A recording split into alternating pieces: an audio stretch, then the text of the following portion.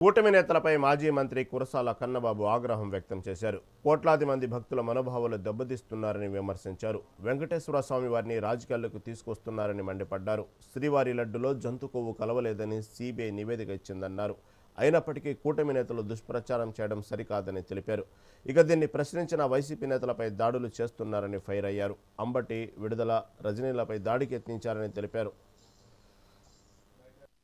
కొన్ని ముఖ్యమైన విషయాలని మీతో మాట్లాడాలని చెప్పి ఇక్కడికి వచ్చాం. చిత్రం ఏంటంటే దొంగే దొంగ దొంగ అని అరిచినట్టు చాలా దుర్మార్గంగా చంద్రబాబు నాయుడు దుష్ప్రచారం చేస్తూ ఉన్నారు. ఇవాళ టీటీడీలో తప్పులు చేసిన వెంకటేశ్వర స్వామిని రాజకీయాల్లోకి లాక్కొచ్చిన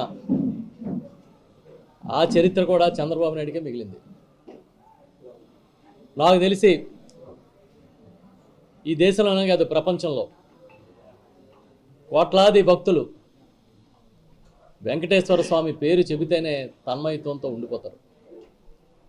అలాంటి వెంకటేశ్వర స్వామిని రాజకీయాలకు లాక్కొచ్చి వాళ్ళ పన్నాగం పారలేదు, నిజాలు బయటకు వచ్చేటప్పటికీ ప్రజలు చీకొడతారనే భయంతో మళ్ళీ ఇప్పుడు కొత్త డ్రామాకి చంద్రబాబు నాయుడు, వాళ్ళ అనుయాయులు, వాళ్ళ భక్తులు, వాళ్ళ సొంత మీడియా తెరతీసింది.